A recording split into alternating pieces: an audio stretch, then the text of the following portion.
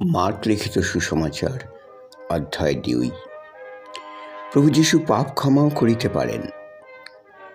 কয়েক দিবস পরে তিনি আবার কফরনাহুমে চলিয়া আসিলে শোনা গেল যে তিনি ঘরে আছেন, আর এত লোক তাহার নিকটে একত্র হইল যে দ্বারের কাছেও আর স্থান রহিল না।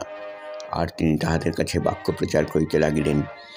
তখন লোকেরা 4 জন লোক দিয়া একজন পক্ষাঘাতীকে বহন করাইয়া তাহার কাছে আনিতেছিল, কিন্তু ভিড় প্রযুক্ত তাহার নিকটে আসিতে না পারাতে তিনি যেখানে ছিলেন সেই স্থানের ছাদ খুলিয়া ফেলিল, আর ছিদ্র করিয়া যে খাটে পক্ষাঘাতী শুইয়াছিল তাহা নামাইয়া দিল।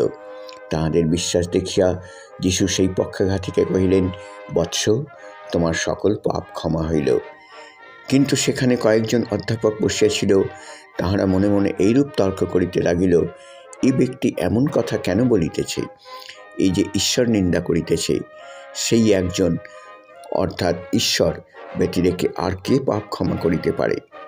তাহারা মনে মনে এইরূপ তর্ক করিতেছে, ইহা যীশু তৎক্ষণাৎ আপন আত্মাতে বুঝিয়া তাহাদিগকে কহিলেন, তোমরা মনে মনে এমন তর্ক কেন করিতেছ? কোনটা সহজ, পক্ষাঘাতীকে তোমার পাপ ক্ষমা হইল বলা, না উঠো তোমার শয্যা তুলিয়া বেড়াও বলা? কিন্তু পৃথিবীতে পাপ ক্ষমা করিতে মনুষ্যপুত্রের ক্ষমতা আছে, ইহা যেন তোমরা জানিতে পারো। এই জন্য তিনি সেই পক্ষাঘাতীকে বলিলেন, তোমাকে বলিতেছি, উঠো, তোমার খাট তুলিয়া লইয়া তোমার ঘরে যাও। তাহাতে সে উঠিল ও তৎক্ষণাৎ খাট তুলিয়া লইয়া সকলের সাক্ষাতে বাহিরে চলিয়া গেল। ইহাতে সকলে অতিশয় আশ্চর্যান্বিত হইল, আর এই বলিয়া ঈশ্বরের গৌরব করিতে লাগিল যে এমন কখনও দেখি নাই। প্রভু যীশুর নানাবিধ অলৌকিক কর্ম ও উপদেশ। লেবীর আহ্বান তৎসম্বন্ধে যীশুর শিক্ষা। পরে তিনি আবার বাহির হইয়া সমুদ্র তীরে গমন করিলেন, এবং সমস্ত লোক তাহার নিকটে আসিল, আর তিনি তাহাদিগকে উপদেশ দিলেন। পরে তিনি যাইতে যাইতে দেখিলেন আলফেয়ের পুত্র লেবী করগ্রহণ স্থানে বসিয়া আছেন। তিনি তাহাকে কহিলেন, আমার পশ্চাৎ আইসো। তাহাতে তিনি উঠিয়া তাহার পশ্চাৎ গমন করিলেন।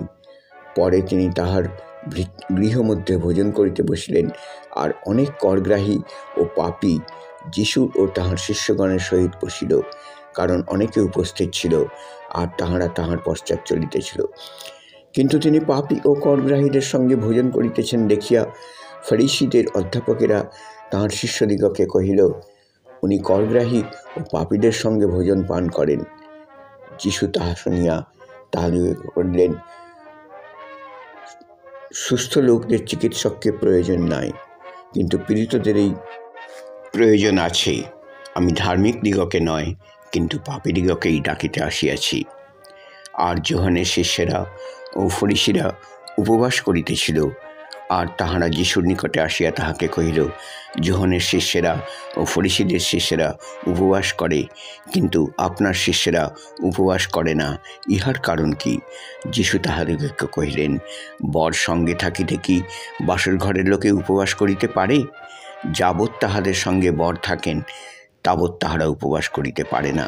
কিন্তু এমন সময় আসিবে, যখন তাহাদের নিকট হইতে বর নিত হইবেন, সেই দিন তাহারা উপবাস করিবে।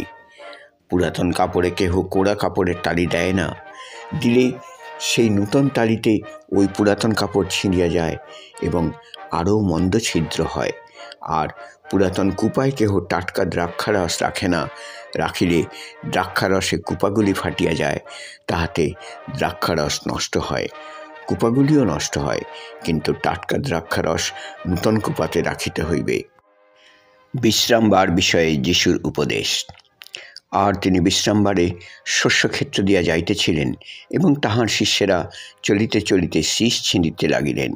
ইহাতে ফরিসীরা তাহাকে কহিল, দেখো, যাহা বিধয়ে নয় তাহা উহারা বিশ্রামবারে কেন করিতেছে? তিনি তাহাদিগকে কহিলেন, দাউদ ও তাহার সঙ্গীরা খাদ্যের অভাবে ক্ষুধিত হইলে তিনি যাহা করিয়াছিলেন, তাহা কি তোমরা কখনো পাঠ করো নাই? তিনি ও অবিয়াথর মহাযাজকের সময় ঈশ্বরের গৃহে প্রবেশ করিয়া যে দর্শন রুটি যাজকবর্গ ব্যতিরেকে আর কাহারও ভোজন করা বিধেয় নয়, তাহাই ভোজন করিয়াছিলেন এবং সঙ্গীগণকেও দিয়াছিলেন। তিনি তাহাদিগকে আরও কহিলেন, বিশ্রামবার মনুষ্যের নিমিত্তই হইয়াছে, মনুষ্য বিশ্রামবারের নিমিত্ত হয় নাই।